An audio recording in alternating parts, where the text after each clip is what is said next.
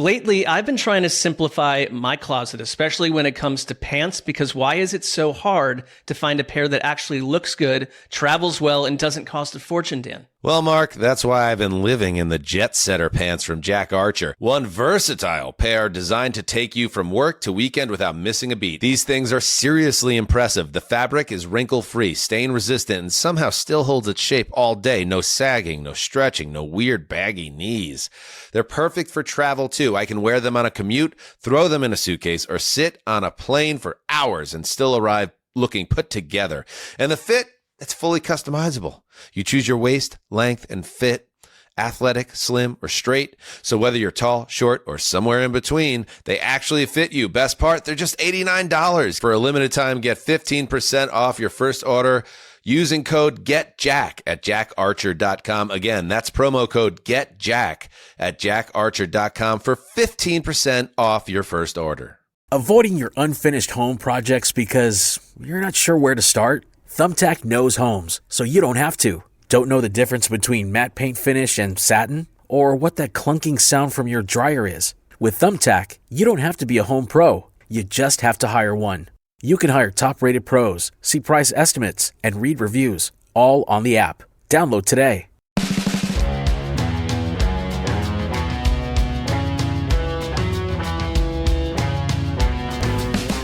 Hey-o, welcome to Heed the Call, an NFL podcast. Dan Hanzus with Marc Sessler. Also, Conor Orr. We get Conor on the hat trick. Ow.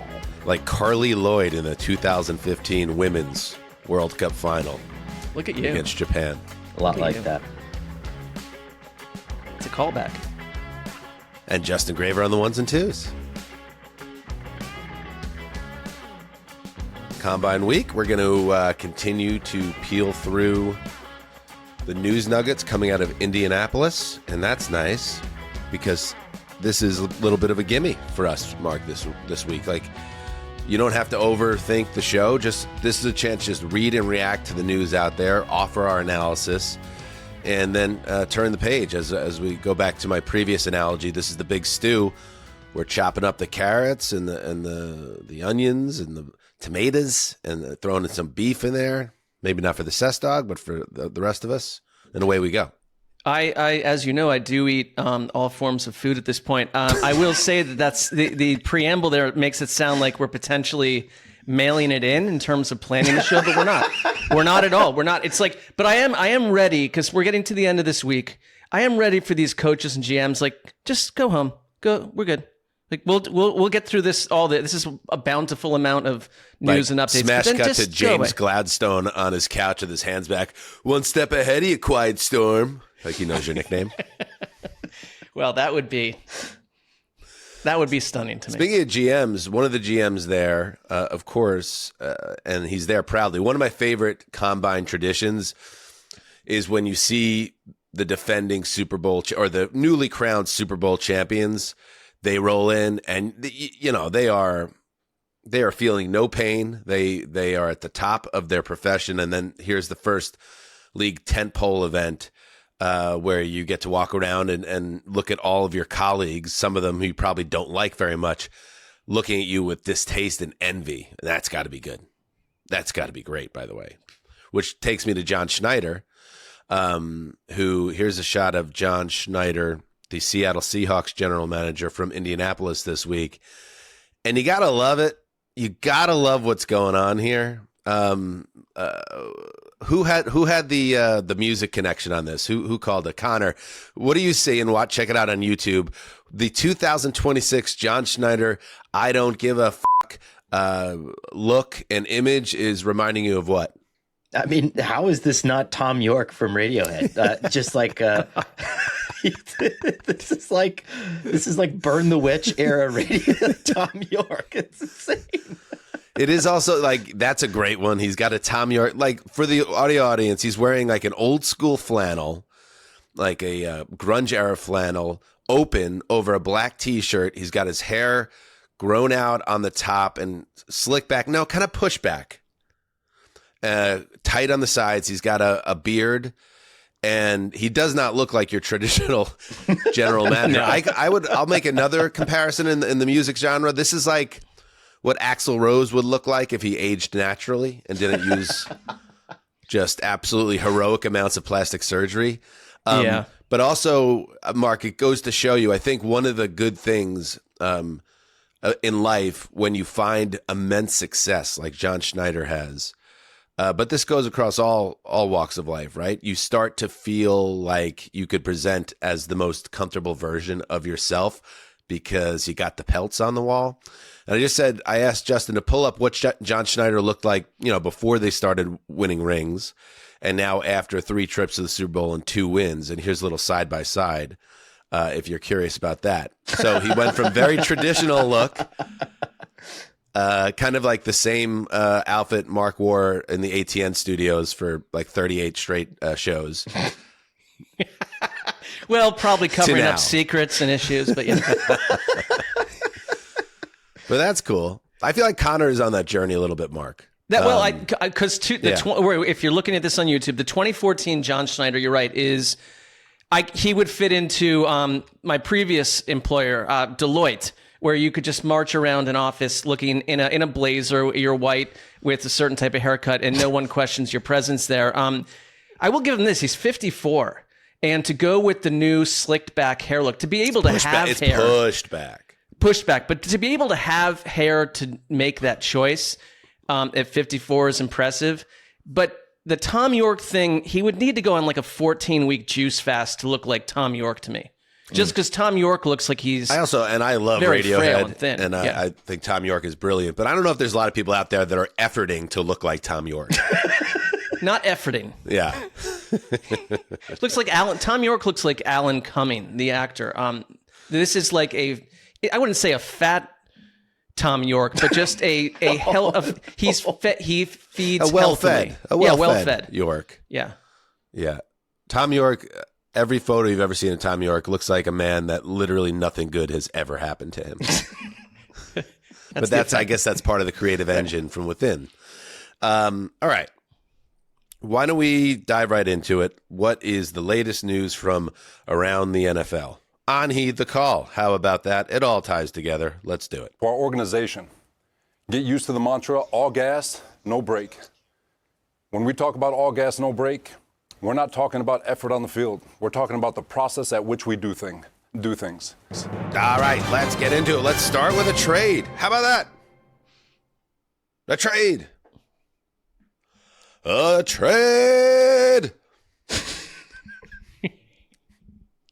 People love trades. Robert Saleh, you just heard his voice. All gas, no break. He's taken that mantra to Nashville. And I should have seen this coming, Justin. Jump in here, Gravy. Our favorite teams, the Jets and Titans, are tied at the hip as trying to rise up from the bottom of the league. The former Jets coach is now the Titans coach. Of course, he's going to want to bring some of, quote unquote, his guys over via trade. And that's what happened on Thursday. The Jets and Titans agreed to a rare player-for-player trade. The Jets send pass rusher Jermaine Johnson to the Titans. Defensive tackle T'Vondre Sweat goes back to the Jets. Of course, this deal doesn't become official until the new league year begins on March 11th. But that is the state of the deal. From the Titans' point of view, Justin, in fact, I will say this. I think it's a good trade, a sensible trade for both teams. And I think you're getting a very good player who's coming back into a defense in which he thrived. He was a Pro Bowler with Robert Saleh in 2023. He tears his Achilles in early 24. Last year, he fell out with the Steve Wilkes defensive coaching staff and obviously was coming back from a major lower body injury. I would not be surprised if you get a very good edge rusher out of this. Yep, I think, going from the 3-4 where he didn't really fit back into Saleh's going to run that 4-3 front most of the time. I mean, fronts are stupid nowadays because everyone's in a sub package. But yes, to be able to just rush upfield from the wide 9 spot. And they always say like that second year off the Achilles is when you really start to get back to yourself. So hopefully that is the case for him and it's not like a permanent sapping. I'll speak on T'Vondre Sweat. There have been rumors and mumblings about T'Vondre Sweat's culture fit with the Titans since Mike Borgonzi took over. Mike Borgonzi has undone a lot of the moves that Rand Carthon made as the GM. including trading away Jarvis Brownlee Jr. to the Jets right before the trade deadline last year, when after that move was made, everyone was like, is Tavondre Sweat next? And obviously he wasn't, but now he is next. I do think there's some like on the field fit concerns in the sense that Saleh doesn't typically use a giant space-eating nose tackle. But I think, he's a good player. If you're a good corner, you make good players work. I think this is about culture fit. Mike Borgonzi concerned about, does this guy love football? Is he all in, all football, all the time, that it's going to help bring other guys in the locker room along and set an example? I think that's why they shipped him off. That doesn't mean he won't be a great player for the Jets, and I think he fills a need that the Jets have. Again, in a 3-4 scheme, they do need that big space-eating nose tackle. It's interesting to me that someone can be shipped out of Tennessee, and the issue is culture fit on a team that had the number 1 overall pick a year ago. Like, I don't know what I know that the culture is going to be different under Saleh. If you're the Jets, though, it's like that draft. You're aiming for these drafts where you have 3 number 1 picks. It's Jermaine Johnson, Sauce Gardner, Garrett Wilson. 2 of them are gone. I know you got picks back in a player, but it's like it kind of is a lesson that these stockpiled first round hauls look great and you think everything's changing, but like 3 years later, you've changed the coach twice and everything is changing and the ex-coach is seeking to lure in the guy that you picked before. I don't know. It feels like 2 bored wives trading their husbands to me a little bit, but I wish well for both sides. Interesting. Do you want to explore that for a minute, or should I just jump in to the next No, thought? go on, Conor. Jump in. My thought here is two-pronged. I mean, if you're the Jets, are you really not interested in getting draft capital back at this point? Because that seems to be the whole theme of this rebuild. And I think the concern, and we have mounting concerns with Aaron Glenn, right? This isn't a new thing or a fresh thing, but if Sauce Gardner didn't fit in your defense and Quinnen Williams didn't fit in your defense and now Jermaine Johnson didn't fit in your defense, what is the archetype? What's the idea of it? And if the idea is turnover, I don't want a player back. I want a 5th round pick. If I'm really not going to use this guy, I want equity and I want capital for that 2027 draft where really your fortunes are going to hinge and turn around on. Well, let's talk about the I hate this 2026 team. draft. Because what happened here is you have, ever since they traded Quinnen Williams, the Jets had a major void in the middle of their defensive line. So they now plug that with Sweat, who graded out. And I don't know about the culture fit. Some of that stuff I always eyebrow up, Justin, when a guy gets traded. It's like, not for our team, not our culture. It's like, why don't you just keep that in your pocket rather than try to poison the well to make the trade look better. But PFF graded him out as the 6th best run stopper amongst all defensive tackles in 2025. He is on a very cheap contract. The Jets get a lot of salary relief by sending a 1st round pick back the other way. And the Jets have 1st round picks in the draft. They're going to use one of those picks on an edge rusher. So what you're going to do here is follow the math. It kind of clarifies a little bit, or follow the roster math. It clarifies a little bit more what the Jets are probably going to do. They're going to watch Fernando Mendoza go to the Raiders, and then they're going to take someone and put on the edge. And to your point, Mark, about like the draft, all this stuff feels like board housewives because these teams aren't being taken seriously, and I get that. But I think Jermaine Johnson's a very good player. Sauce, I don't think Sauce was not deemed a culture fit. I think it was more like they had a great opportunity with the trade. But I think what really is the problem, when you are a team that loses year after year after year, it does cause situations where you feel like you almost have to turn this thing over and get all these unhappy guys out of the building because you got to start fresh again. And that's very frustrating because they did trade talented players in these deals they've been doing, but it's almost necessary because the vibes are so ugly around the Jets. So I hope. And your defensive coach is probably out of there by week 11, if not just the end of the season. And you've got a new regime coming in needing different types of players. But it just feels like a turnstile. I get all that. And I'm not trying to be optimistic about the Jets, but you can't assume that that's what's going to happen if you're the Jets. Aaron Glenn said that I'm taking over play calling. I'm trying to save my job and get this team going in the right direction. Mm-hmm. All right, let's go all in on it. Like, who are the guys that you want? Let's bring them in. Let's use the draft to supplement. Now we have even more cap space and free agency, and give it a shot. Damn, I hope it works. I think there's one last lesson to take away, Mark. You almost hinted at it, but you didn't quite get to what I'm going to say, which is Thank that... you. Ooh, almost, Thank you. Mark. Like, but that's, didn't you know get what? to the It's real a shot. point. It's Thursday morning in Los Angeles, and that's what I needed to put a pep in my step. Thank you. I just meant you were making another point that touched closely to this and made me think of it, which is that if you constantly turn over your coaching staff and general management, then you're going to be constantly drafting players in the first round and the second round and then trading them before the end of their contract because they no longer fit your scheme because you have a new scheme in there, and all the reasons to have consistency at your leadership spots are exemplified by this trade taking Almost, place. Mark. We had to bring in you Mariano know what? Rivera for the close, but I could see you I could see got the us finish there. line, and then it was like You know what it was? It was lights like out. a guy that Yeah. pitched 8 1/3, gave up 6 hits, 2 runs, 8 Ks, but 127 pitches just out of gas. So we had to come get you. But a nice ovation walking back to the dugout. Right, while your significant other is like French kissing someone else in the mezzanine section. Like That's the second reference from Sessler in about 8 minutes about marriages gone sideways. And like well, I've got a upside third down example if you'd pineapple like, ways. but we'll stop there. But The rule of threes. I know we got it. There has to be another one coming by the end of the episode. Yep. Maybe the end of this segment. All right, so there's a trade. Don't be surprised if there's another one. These guys, they go somewhere and they want to go get their guys and bring them back in. How about this? Justin, I bet he's going to be a Pro Bowl pass rusher this year. I think you got a good player. I really like him. All right. In other news, once upon a time, the Colts thought that they had their franchise quarterback in Anthony Richardson. That's clearly not the case anymore. In fact, he has now been granted permission to seek a trade per Stephen Holder. The Athletic's James Boyd added that Richardson's eye fractured that orbital socket with a bizarre stretching band injury is healed. The doctor says he's now regained full vision. So that's great. Or maybe the timing's interesting there, that's now been put out there, that the eye is no longer an issue now that they're trying to get a trade done. Anyway, Daniel Jones recovering from broken leg and Achilles is very much in the Colts' plans in 2026 and onward, Connor. And now Richardson is most likely going to end up somewhere else, which adds another name to the mix for these QB-needy teams. I think this is incredibly stupid and short-sighted on his part, because for two things, right? As soon as this Richardson's part. On Richardson's part. Okay. As soon as this went live, right? Everyone posted the video of Kevin O'Connell hugging Richardson and giving him encouragement, saying how much he likes him and saying, oh, well, he might be able to thrive in one of these systems.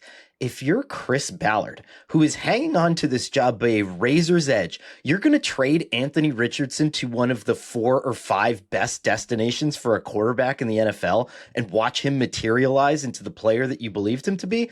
The f*** you are. And the second part to that is that Anthony Richardson is already in one of the 6 best places in the NFL to develop as a quarterback. Ask Daniel Jones about how good Shane Steichen is at reviving careers and, resuscitating a situation where you might not have felt wanted in another place. This is an Anthony Richardson doesn't want to work here issue. It's like you've already pulled yourself out of games. You had one of the lowest completion percentages in NFL history in short to mid-range passes. Like, this is a you issue. And what you're doing is you're leaving like Harvard and you're potentially, no offense, like getting shipped to the Jets. Like, and that's what I would do if I was Chris Ballard. It's like, if you're that confident in yourself, then go play for the Jets and go figure yourself out there, because this is at least a place where quarterbacks can develop. I'm sorry that didn't happen for you, but to interrupt like what we've got going on here and say that this season is about me starting somewhere else or going somewhere else, like, good luck to you, sir. I mean, the 49ers are closed. I'm not trading you there. I'm not trading you to the Vikings. I'm not giving you to Mike McDaniel and the Chargers. I'm sending you to football Siberia, and I'm letting you rock. Yeah, but don't you want to, if you do decide to trade him, I say this, Connor, like, I hear everything you're saying, but this presupposes that it's all on Anthony Richardson, that he wants out of town, not the Colts looking to get rid of him at this point because they don't believe in him anymore. But let's say that the Colts do say, okay, fresh start. He doesn't want to be here. We're ready to move on. We think we found our guy anyway. Wouldn't it be more important to get the best possible assets back and get the best trade set up for your team rather than to be so worried that he's going to realize his potential in a better system, that you'll take a worse trade to dump him off to a have-not in the NFL? Like, I feel like that's backward thinking to look at it from that perspective. I think it's two-pronged, right? I mean, how good is the comp versus are you trading him to someone within the division? Is it a direct competitor? Is it someone that you expect to possibly see in the playoffs or in the conference championship game? Like, I think all that stuff matters and factors into it, but hell no, I'm not giving him to the... They don't think he can play, though, right? At this point? I think it's tough to have It's tough to have a failed first-round quarterback on your roster. There's a weight to that. And I do think that the fresh start is something we just see in the NFL all the time. Like, I don't even think you could trade for him or make a move for him, suggesting that he's a reliable backup quarterback from what we've seen. Like, I get he's spicy. There's an element to his game that anyone would want to take on, but like, is he even a reliable backup? I don't think someone can trade for him thinking he's a starter. Connor, put a bow on this because we're going to talk quarterbacks later in the show, and we're going to come back to this in terms of potential fits and where he stands in the league. He takes up 3.5% of your salary cap. So my thought here is it doesn't matter. I mean, if the Vikings come and offer you a first-round pick, it's like, sure, yeah. I mean, I'll do that because that outweighs any of the risk mitigation, but that ain't happening. I mean, this is going to be a 5th, 6th, 7th-round pick, and you're going to have to be discerning about where you send him because I feel like the optics and the sort of the shatter damage outside of that are worse in certain situations. That's all. But like, he's not expensive enough to be like, God, we got to get this guy off the roster. Just tell him he doesn't have to come into work. See, when did Daniel Jones tore his Achilles? On December 7th, 2025. Okay. We are just a couple months out of that surgery. I would much rather work with Anthony Richardson and say, man, you might be our quarterback week 1 through 4 here, and let's try to make this work. And if he plays well, then Daniel Jones comes back. You could either hold on to him. By the way, we just talked about this. Daniel Jones is the most injury-prone starting quarterback perhaps in the league right now. Maybe outside of Anthony Richardson.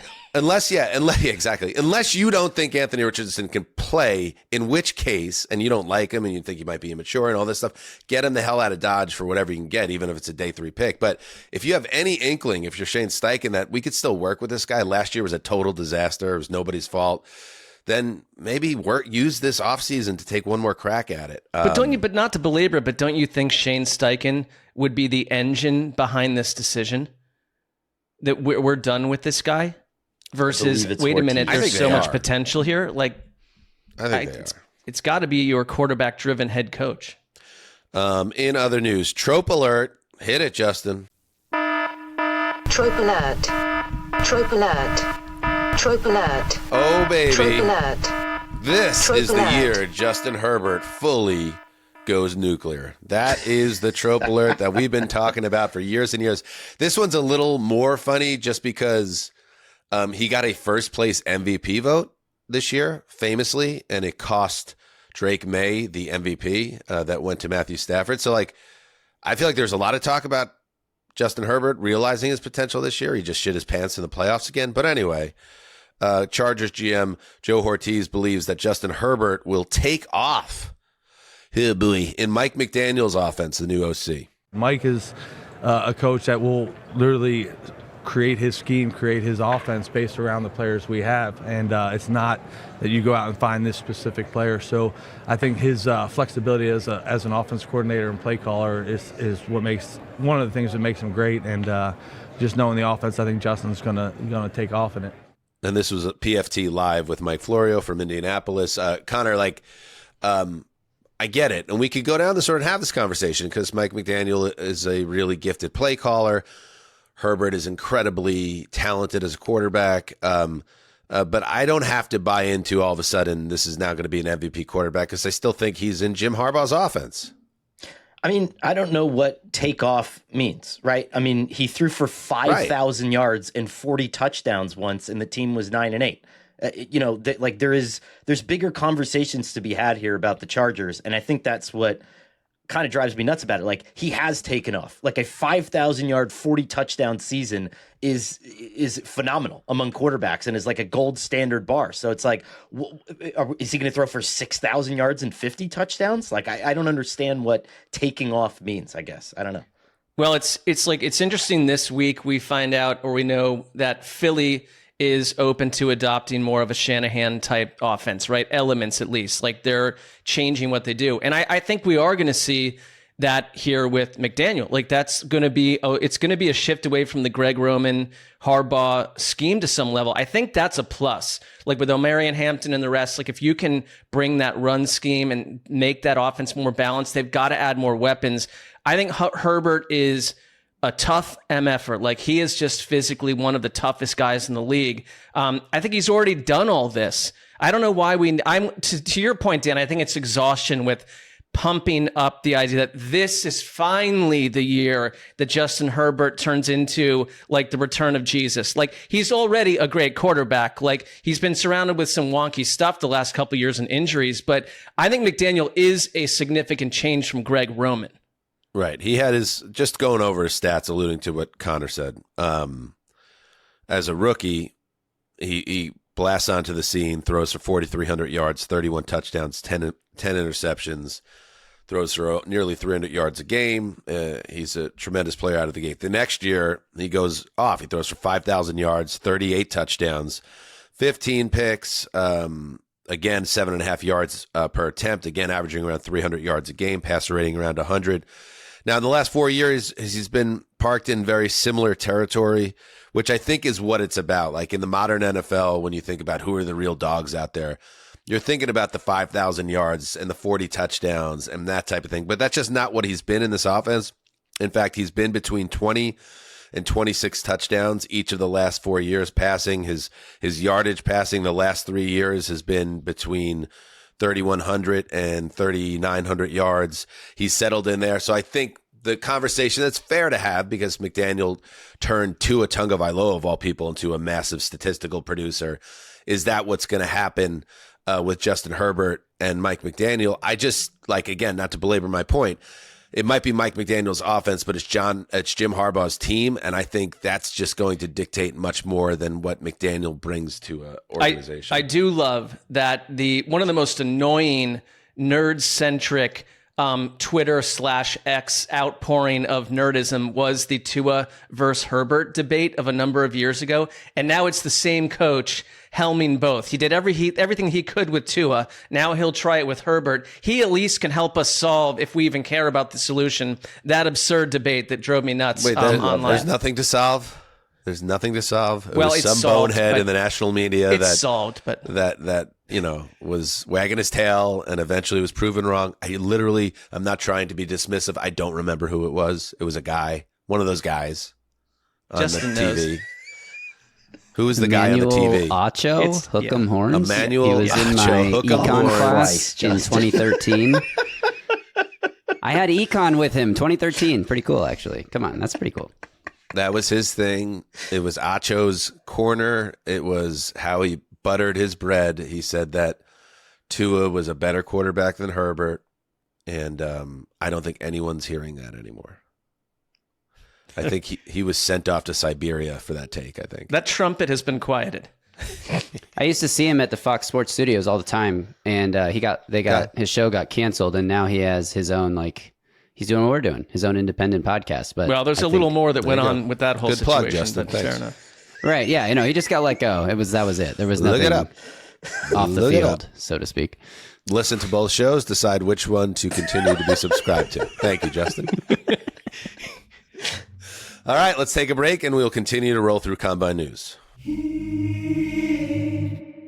Everyone wants their money to do more, but without the stress, the jargon, or the confusion. That's why TELUS feels refreshing. Yeah, TELUS started out as a property management app, helping owners and managers collect rent, communicate with tenants, and stay organized. But now TELUS goes beyond that, helping everyday people grow their money. Yes, Mark, TELUS is reimagining how everyday people can grow by offering a high-yield savings wallet powered by real estate. The app includes a digital wallet designed to help your money go to work for you while keeping everything simple and transparent. Exactly, Dan. You can move funds in and out easily, track your daily growth clearly, and access your money whenever you need it. And the best part? There are no processing fees, no locked up funds, and no fees to open or use TELUS. You can also earn better rates by building positive habits like learning through TELUS daily trivia or simply setting goals for yourself. Learn more at telusapp.com or just search TELUS, TELLUS, in the Apple App Store or Android Store. TELUS. Earn more daily. TELUS is not a bank. TELUS is not FDIC insured. Ready to level up? Chumba Casino is your playbook to fun. It's free to play with no purchase necessary. Enjoy hundreds of online social games like blackjack, slots, and solitaire anytime, anywhere with fresh releases every week. Whether you're at home or on the go, let Chumba Casino bring the excitement to you. Plus, get free daily login bonuses and a free welcome bonus. Join now for your chance to redeem some serious prizes. Play Chumba Casino today. No purchase necessary. VGW Group. Void where prohibited by law. 21 plus. TNCs apply.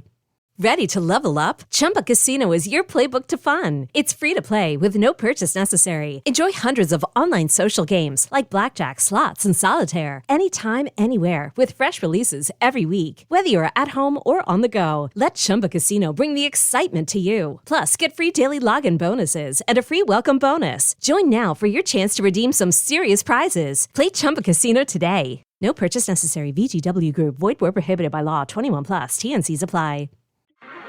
All right, we are back. Oh, give me the Kicker Club theme. Listen, I just missed that song. Yeah, you have a lot of our popular theme music, Mark, that we hear week after week during the regular season. That just goes away. Right. No, it's not fair to us. Not fair to Justin, putting him on the spot as he scrambles through his different folders. One's marked private with 3 X's. It's like, I took an economics class with fill in the blank. I got my cloud all mixed up with personal and business. Anyway, welcome here to the Kicker Club, which dedicates an entire second floor balcony to Brandon Aubrey of the Dallas Cowboys. And I really find it interesting that Brandon Aubrey is in a position contractually where he might be able to do something that other kickers haven't really done, which is do not pay me like I'm just some guy that could be replaced. You have to pay me like I'm one of the best players in the league. And he is at his position. Show some respect. So, Brandon Aubrey's agent, according to Adam Schefter, has asked for a deal close to $10 million per season. Cowboys have offered a deal that is closer to a league-high 6.4 average per year. And Aubrey responded to an Instagram post from the Fan that was discussing the report from the Dallas Morning News that the Cowboys have an offer to make him the highest-paid kicker in the NFL. His response was short, fake. Anyway, I just find this interesting, Mark, because I think Aubrey really is a weapon for the Cowboys, and he's not alone. There's about 5 to 6 kickers that really make a big difference. I think he's near the front of the line. But if you're a team builder, there's a salary cap. And do you think it's prudent to invest that much in a place kicker? The cap is at an outrageous, total overall number right now. This is not a crazy concept. Kickers are winning and losing games every week, more than ever before, and Brandon Aubrey has crossed a boundary that others are getting there, but he's done it before them. He's sort of like a Le'Veon Bell maybe in this situation for kickers, minus getting caught bowling on game day. Nobody wants to be compared to Le'Veon Bell. Well, no, but just I'm going to go do this, but this I get what this is half of what Justin Fields is set to make, or what he made last year too. So I think this is completely deserved. Someone's got to break the glass ceiling for kickers here. This would be the guy, and it would be great for the Kickers Club. It would be. Thank you. I don't know who's applauding, but I appreciate it. Kickers. Yeah. Kickers. Yeah, I think, Connor, you put it well there, Mark. The glass ceiling. Do you foresee, Connor, it ever becoming that way? The kickers are better than ever. We talk about it. That maybe they start to be paid at a rate that more closely connects with their actual value to the team, which is way higher than they've gotten credit for. Yeah. I was talking to Frank Ross, who's the special teams coordinator of the Texans, about this, where, not only are kickers making longer field goals, but they're swinging field position more drastically than they ever have before with unique kickoffs in the new landing zone rules. And what Frank said was interesting. He drew the comparison between like Steph Curry, where Steph Curry started doing things that no one else did and thus altered kind of the economics of the sport. And it's like, well, guys like that weren't really getting paid anymore. It was just big, long guys and you're investing all your money there. And now all of a sudden Steph Curry is Steph Curry's like changing the way that you work your salary cap and your finances. And so Aubrey, who cares? Like it's about gross impact. And last year, Brian Schottenheimer, on several occasions, we saw play to a situation where Aubrey would kick a 65-yard field goal. I mean, and put the Cowboys in a position where that was their best chance of scoring points on that drive. Right. And even to Aubrey's detriment in terms of statistically, they sent him out for so many just bombs last year that it depressed some of his numbers, but it spoke to the amount of faith that they had in him. Yeah. Yeah. Speaking of breaking the glass ceiling, how has your life changed, Connor, since finally booking that Feminist Monthly cover? The victory lap. I mean, you talked about John Schneider going into the combine. There is nothing like your first cover of Feminist Weekly victory lap, but also like AGM at the combine, you're only 1 year away from looking and feeling like total shit again. And Sure. My fear is that my drop off from the cover of Feminist Weekly is going to be steep and violent. So Right. you found that women in general buy the concept of you being on the cover, that they don't see that it's a complete ruse. Yeah, 100%. I think I've always struck large segments of the population as somebody deserving of that honor, for sure. I think it's fair to have that viewpoint that, 1 month you're on the cover of Feminist Monthly. By the way, we're 2 monthly because it was weekly. Now it's monthly because of circulation issues. Right. But the next month you could be on the cover of Toxic Cis Male Quarterly. Like, you never know. Like, you never know what. So just like live in the moment and enjoy where you are. It feels much easier to get on the cover of that magazine in our daily conversation. But in other news, all right, do we want to read between the lines? Do we want to do some translation? How about the Las Vegas Raiders? Their running back room, Ashton Jeanty, was a top 10 pick last year. He should be the sled dog of the offense, right? Probably still will be, but different leadership, different coaching there now. And here is new head coach Clint Kubiak on the idea of pairing his dynamic second-year player with a running mate in the backfield for the Raiders in 2026. Yeah, definitely want to have a two-man show there, guys. that can share the load. It's a long season. You don't want to put all the carries and targets on one guy. is he handcuffed? So right now we're identifying guys that are available here in the draft. Hold up the newspaper. Let us know if this is a recent video. Looking at our own roster and seeing who can take that. But it is important that Jeanty has a wingman, and it's probably not going to be just one guy. So that'll be really important to identify. It's like a young JFK has come back to us. That's not what I was thinking, but yeah, he does. He looked a little bit uncomfortable there. The lighting wasn't doing him any favors, but I'm sure he's been working long hours since taking over the Raiders. As to the contents of what he said, I mean, this is common sense. Anybody, I think, who is upset about it is just upset about the idea that it's not a common sense top 10 fantasy football draft pick anymore, right? It's that you're pairing Jahmyr Gibbs with David Montgomery. You're pairing RJ Harvey with J.K. Dobbins. You need a running mate for your elite backs, and then you need those backs to kind of slowly assume control of the entire offense like a young quarterback. This is the only thing that makes sense. The only thing that didn't make sense was the way that the Raiders were playing him last year. And it's Bijan with Tyler Algier. Yes, and perfect example. It's Yep. basically where he just was, which was Charbonnet paired with the Super Bowl MVP and Kenneth Walker. Like, I mean, the best backfields have two guys. I would love an Ashton Jeanty, Tyler Algier combo back there. I think Algier is a running back one going somewhere, and he's going to have a very He would quick like to be. 1,400-yard season. Whoa. I've never seen you as passionate about a player as you Remember are I about said Tyler Algier. going way back, it was like, Is he he's your- my guy. I love the way he's he your guy? runs. He reminds me of the 1980s. He is just trapped behind someone else. I think you set him free, and he is absolutely the centerpiece of an offense on the ground. Your offense. How about My your Cleveland offense. Browns? Let's go. Someone. Tyler Algier is officially your guy. Oh, I should have known.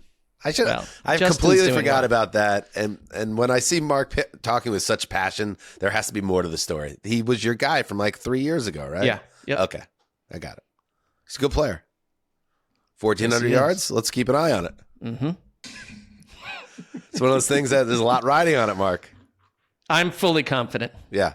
here in February, late February. Your reputation on the line. If he gets that, like if he gets the bag, as they say, and then gets the number one spot in the backfield, all the eggs are in the Algier basket for the old Cess dog. As if people are still carrying eggs around in baskets. But if they are, that's exactly what's happening here. In other news, Mark, speaking of eggs and baskets, all the eggs in the basket were turned into a mess of yolk when we attempted to interview Kayvon Thibodeaux as a young player at the New York Giants several years back at the NFL Media Chris Wessling podcast studio.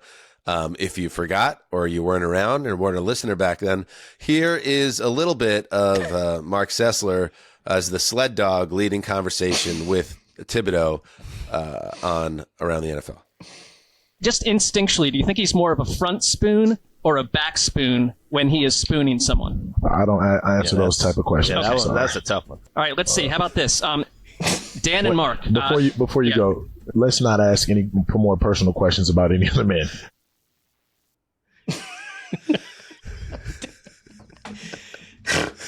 Because I'm a real man, and I don't answer questions that pertain to another man.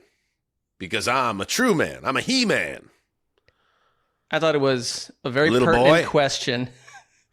Is Brian Daboll a front or back spoon? And like he didn't want to respond. And later Because that he's day, simply too macho.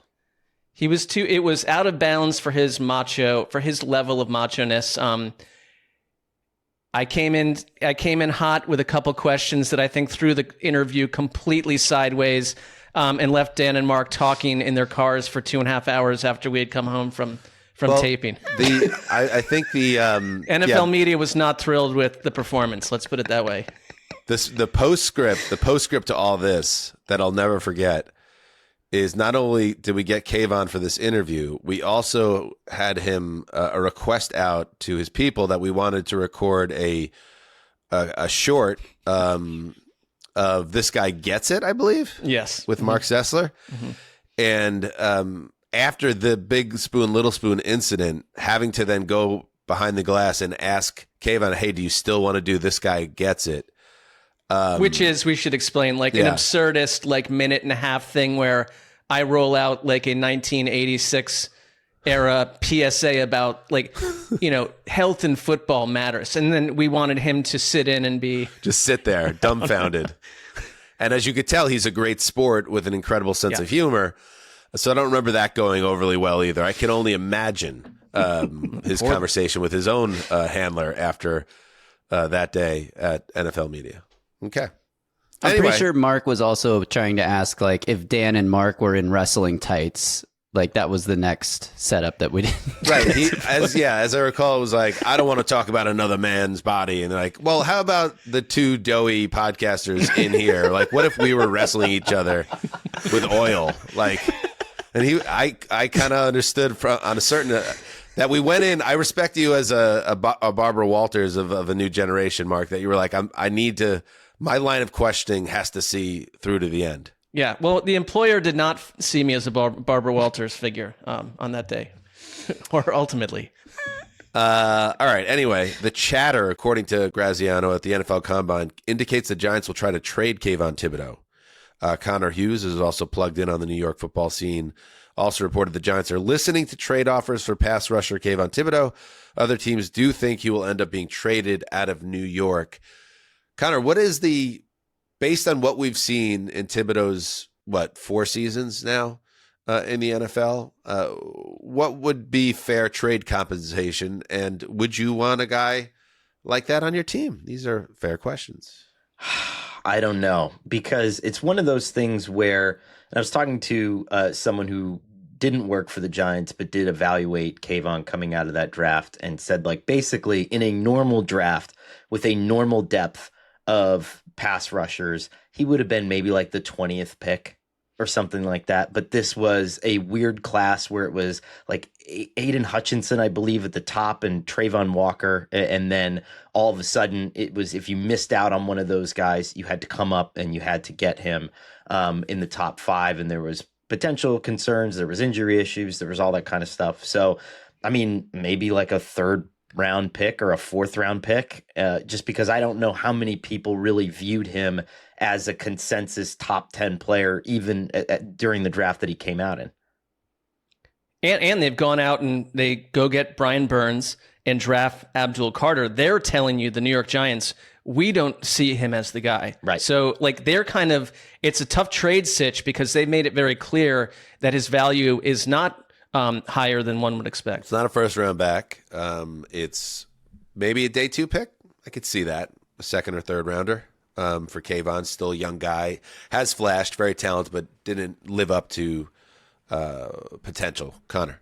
And here's the other thing about it too, right? If they're telling you this at a time where, like, the way that the Seahawks succeeded this year, the way that the Broncos succeeded this year, like, you need those guys because you need your front to be amoebic. You don't want people to know what you're doing, and you want people who are athletic enough to rush or to drop back. If they're like, hey, we're good on this guy, I think that probably also speaks to an inability to kind of play in the orchestra with the modern NFL at this point. And so I think that that's concerning in another way too.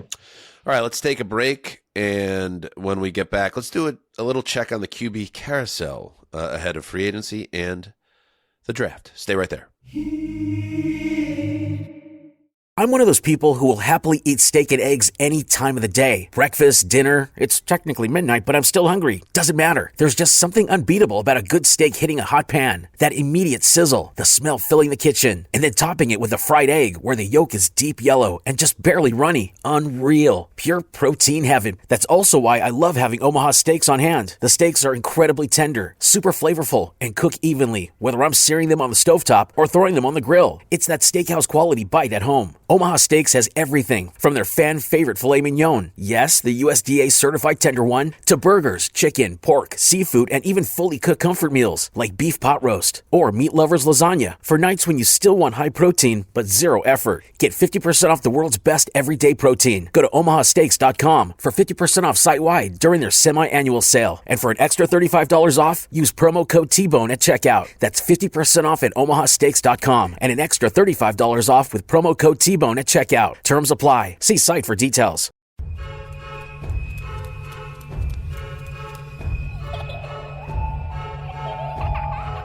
Welcome back. The quarterback carousel in the NFL. This was an interesting exercise for the old Zuzzer this morning, working in conjunction with the Grave Digger. Wanted to put together a list of where teams stand in terms of quarterback need and heading with free agency and the draft coming up. I was very surprised by the level of stability overall at the position, and also was thinking to myself, man, if this would have been a loaded quarterback class, we would have come out of April with more teams feeling good about their position than I can ever really remember. Example. And I say this, the setup for this, by the way, is that we've heard Derek Carr is very serious, according to our old buddy Schultz, Ian Rappaport's sparring partner.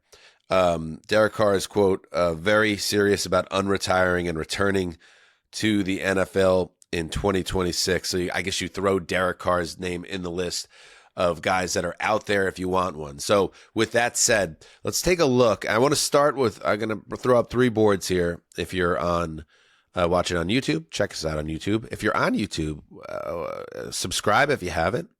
Give us a like, give us a comment, do all the things to help the hedonism movement. But anyway, here is the board, Sessdog, of the teams and their quarterbacks where we good. Okay? We good. And it's a long one, surprisingly long. And in fact, it's 3/4 of the league. I would say there's 24 teams that are going to enter 2026 at different levels, really confident. Bills, Patriots, Ravens, Bengals, Jaguars, Titans, Texans. Yes, it would be moronic, by the way, according to their general manager, to move on from CJ Stroud. Colts, Cowboys, Giants, Eagles, Commanders, Broncos, Chiefs, Chargers, Bears, Lions, Packers, Panthers. I know Bryce Young they're not sure if he's their long-term answer, but he's their answer in 2026, and they feel good about it. Panthers, Saints, Bucks, Rams, 49ers, and of course Sam Darnold and the Seahawks. That's a big group of names, Sessy, where there is really no question about who they feel is going to shepherd their offense. It's a list that includes the Baker Mayfields, the Darnolds who failed elsewhere and have succeeded here. I think the upset of the group, because this is a huge list. This is like 4/5 of the league, it seems like. 3/4. 24 of 32. 3/4. Well, yes, you have corrected me mathematically. The Yes. Tyler Shuck thing, I think, is like a good story and the biggest surprise here, because they seemed like the team that was going to go do anything they could draft-wise or elsewhere to get a quarterback, and they may have a quarterback.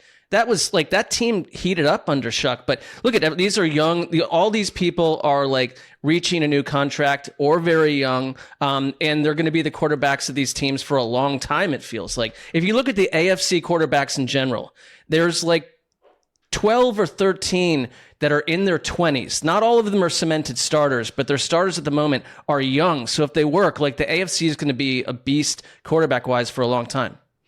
All right, now let's move to the middle tier, and I would label this okay. Okay, so you have the Browns with Shedeur Sanders and Deshaun Watson, and maybe a mystery quarterback in the mix there. You have the Vikings with J.J. McCarthy and all the drama around him. You have the Falcons with Michael Penix. Kirk Cousins is no longer a factor there, and then the Cardinals, of course, with Kyler Murray. This is the 4-team list where. And I included, I guess, by editorial decisioning here, Connor, I could put the Dolphins here because they technically do have Tua as an option, but everything we're hearing out of Miami is that that's a done deal, and the Cardinals is probably not far behind either in that category. Yeah, I like that list. I would say that at least 75% of it these teams are going to add veteran competition at the very least, right? I mean, I think that's fair to say, right? I don't think that, outside of Shedeur Sanders and Deshaun Watson, the Browns might want one of those two to get a prolonged look at the starting position. Like, the Vikings aren't going to go into the season with McCarthy. The Falcons aren't going to go into the season with Penix, especially off the third ACL tear.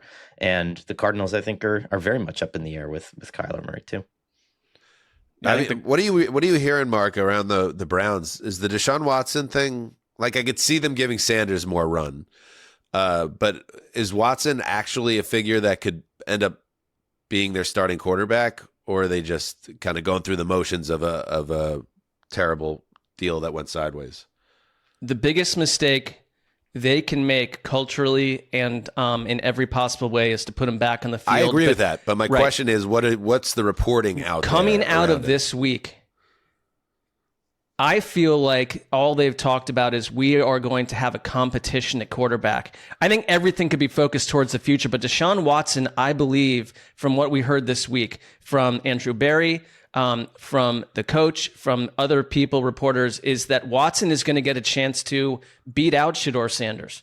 Right. I don't think they see either of them as the number one starter right now at all, but Deshaun Watson is not going to be exiled the way that I would like them to do. I think he's entering the last year of that contract, if I'm not mistaken, right? It depends on what they do with. Yeah, I mean, it depends what they do with the money, but he's got a dead money scenario right now that is so prohibitive that I can see why from like a money angle they'd want to play him more or just get a look at him. I don't know why. Like, but what's this is the point? the 5th year of the deal, right? Yes. Yeah. 5 years fully guaranteed. And then the final list, and this is again, so many teams were kind of taken care of. Going into 2026, at least, this is the final list. There is no solution. It's actually the Molly, you and Danger Girl list, as we borrow that from the hot butt situation. The Dolphins, who are obviously out on Tua. They got Quinn Ewers there. The Jets, who are obviously out You and Danger Girl. on Justin Fields and don't have another real in-house option at the moment. The Steelers, I guess Mason Rudolph and maybe Aaron Rodgers, but I feel like they don't have an answer right now. Maybe they should be in the other category. You tell me. And the Raiders, let's get rid of the Raiders, because the Raiders we know are going to take Fernando Mendoza, and they're going to feel very good about their quarterback situation in just a month or so. So these are the 3 teams with really, Connor, the Dolphins and Jets stand out as really have to figure it out. The Steelers seem to probably have a couple different options, especially if Rodgers wants to come back.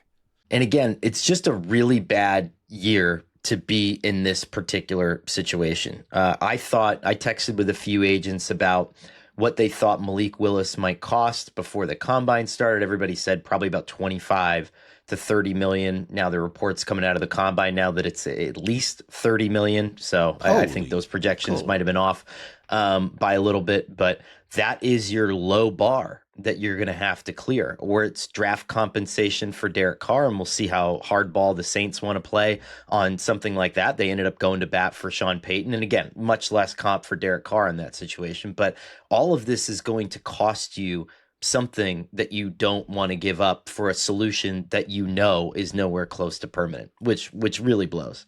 Let's see. I'm looking at this over the cap. So right now, by the way, if it was 30 million a year, that puts you about 3 million annually under Baker Mayfield and above a free fall to Justin Fields. Yeah. So if you look at overthecap.com, Dak is atop the list at 60 million per year. Burrow, Allen, Love, all at 55 million average per year. Tua, this is the Dolphins' mess. Tua's 53 million average per year is the contract they just signed him to in 2024. And then you get into that next tier. Jalen Hurts closes that group out at 51 million. That's the 50s club. And then Kyler Murray, another problem, obviously, with the Cardinals, 46. Deshaun Watson, 46. Kirk Cousins no longer going to be an issue, 45 million he was making on average with that last contract. Mahomes, 45 million. Stafford, 40 million. Then you get into the 30s. So, yeah, this is, I guess, the Malik Willis territory. It makes sense. Geno Smith was 37.5. Sam Darnold looks like a bargain now, but similar situation, 33.5. Baker, 33.3. And then you go into that next tier with Justin Fields at 20. So, yeah, it does make sense, right? I don't think that's an unfair slotting for what people seem to think Malik Willis could be, but It's still a risk. Still a risk. And just the top free agents, Daniel Jones is scheduled to be an unrestricted free agent, but we know he's going back to the Colts. Talked about Willis. Obviously, Aaron Rodgers is an option. Joe Flacco, Mitch Trubisky, Russell Wilson, Marcus Mariota, Tyrod Taylor, Tyler Huntley, Kenny Pickett. These are your choices. There are whispers that the Panthers want to bring in competition against Andy Dalton for QB2. I don't know how you find a better QB2 than Andy Dalton, but maybe he gets set free at some point. If you're Andy Dalton, you're like, I have a chance to start again? Yeah, I think he would. And that's what, if you're wondering why Derek Carr is coming out of the woodwork, he's like, look at these guys on this list that these teams have to choose from. Maybe somebody could talk themselves into me. Kirk Cousins, same thing. Like, what, you want to force your way onto the open market? Kirk Cousins is going to get another fully guaranteed contract. Now, it'll only be for a year, but it'll be another fully guaranteed contract, ending a financial masterclass in the NFL. It's like he and Sam Bradford just go on vacation together. Yeah, and Aaron Rodgers, same thing. He's like, listen, this is not going to be an issue where I say I want to come back and then nobody wants me. Like, somebody's going to want me. Multiple teams are going to want me. So am I going to take their money?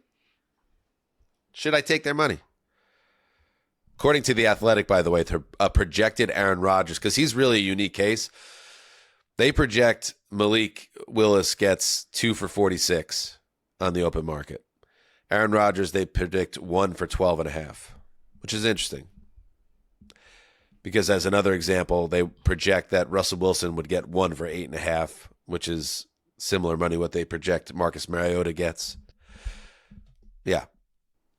Imagine getting paid $8.5 million to be roughly as good at your job as Russell Wilson is. I don't know. Sounds great. Great work if you can get it. I've been looking for that unicorn for 15 years now. So keep looking. Well, yeah, that is something to look forward to. I would imagine you're off the clock on this one, Connor, but Russell Wilson is going to sign somewhere, and most likely a place where he thinks he could compete for a job, which will open the gates for more Russell Wilson quotes about turning back the clock. We get one more year. One more, Connor. My position on him, just to clarify, has always been that he is not great, but he is impossible to sit in front of and tell him that he's not. That has always been my position. Does someone have to do it?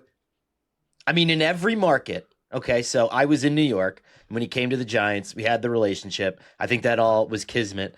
Let's say that he goes to Las Vegas or he goes somewhere else. Someone will be playing catch with him in a park, just like me, staring into those eyes and those soulful eyes, absolutely being hypnotized into believing that this guy can throw for 3,500 yards and 35 touchdowns. I'm just telling you, like I'm happy about it. I mean, yeah. Time is moving too fast. I remember when that man came into the league. Give me one more hot boy summer for Russell Wilson. Well, stay in New York where your celebrity songstress wife wants to be, and go roll it out with the Jets. No, stop it. I'll send him to Cleveland. You want it for someone else. You want someone else to deal with it, but you don't want to deal with it. Russell Wilson, you don't go to Cleveland if you've got a famous wife. You take him, Sessler. You don't take a famous wife to Cleveland. On Tom Brokaw for the following news. Our old buddy Cameron Wilf reports there is mutual interest between the Minnesota Vikings and Anthony Richardson on a potential trade. Oh. Okay, is that the best solution? Is that who's the GM there now? Or they have an intern running the show in Minnesota? Nobody right now. Do not pair JJ McCarthy with Anthony Richardson unless you want the whole building cleared out in January. Connor. I'm sure according to Anthony Richardson's agent who wants him to go to Minnesota, there's mutual interest in Anthony Richardson going to Minnesota. I love Cameron. I'm not source guessing here, so maybe he has something else on this, so that's probably unfair to do. But at the same time, like, my God, this is not going to happen. That's a weird nonsense. Concept of a competition for JJ McCarthy. That would be the oddest QB competition of the summer.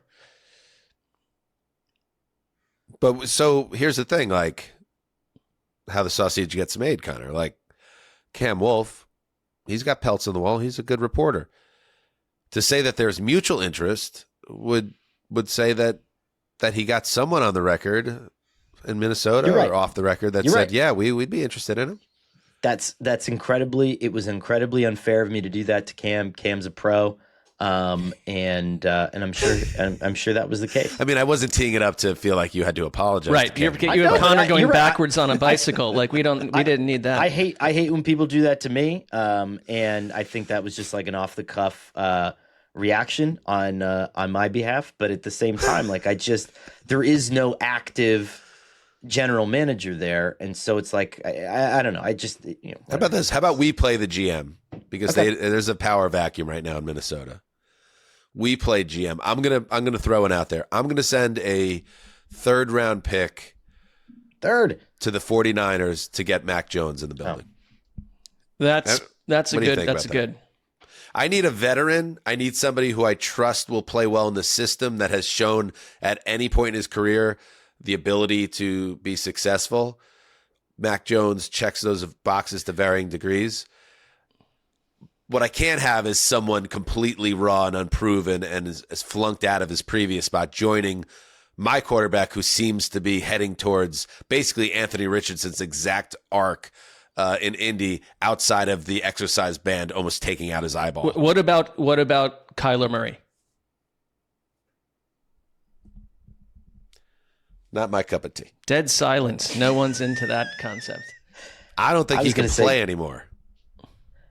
Can I play the 49ers GM when you call and just hang up the phone? Mac Jones is making $4 million next year. He's going to be one of the best bargains at the quarterback. You know these GMs in the though, NFL. they get very sexually aroused by day 2 draft picks. They don't want to give up Mac Jones. Also, Kwesi he has joined the Niners organization, so he might get in there and say, "Don't help them out.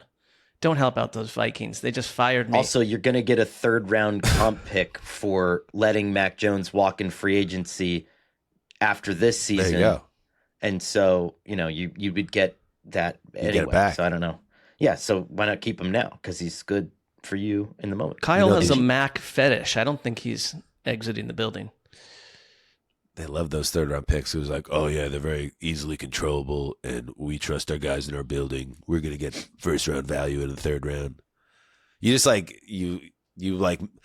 It's almost like you're leveraging their own egos about how much they believe they've mastered football scouting against them in that spot. Like, you could do with a 3rd round pick. Come on, now give us a quarterback. So when JJ McCarthy pulls a Barrett Robbins and goes down to Mexico, like we have someone we can put in. That's not how the phone call goes. It's exactly how the phone call goes.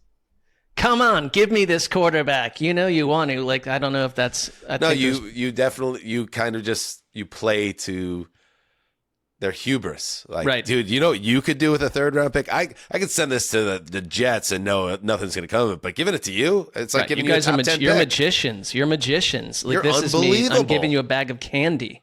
And John Lynch is like, yeah, I am unbelievable. Huh. Let's do it. All right. Anything else? I don't know. Imagine that. Imagine being Arif Hassan doing a podcast about the Anthony Richardson, JJ McCarthy QB battle. Holy shit. No one gets out alive. That's a long summer, buddy. Oh, baby. Oh, baby. All right. We will be back next week. Yes, as we'll do anything that comes out of the combine in Indianapolis as they kick off all the various drills and grading portions, and maybe there's some hot stove news as well that we could talk about and dissect, and then we will really begin to in earnest turn our attention to free agency starting next week. So, Mark, as always, I want to just give you the last word for the audience. It's a bad idea. You gave us the 2, by the way. It's typically a bad idea to give me that last word. But... I know, but I just to kind of maybe put you in the right direction.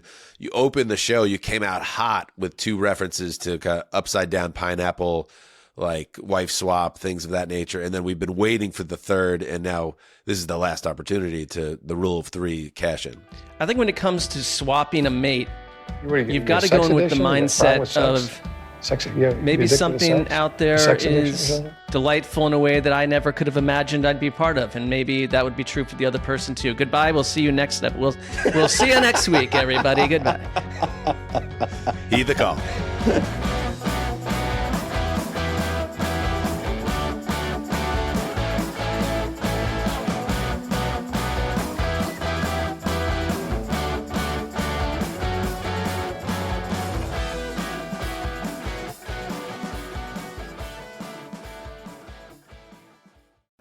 Oh, could this vintage store be any cuter? Right? And the best part? They accept Discover. Accept Discover?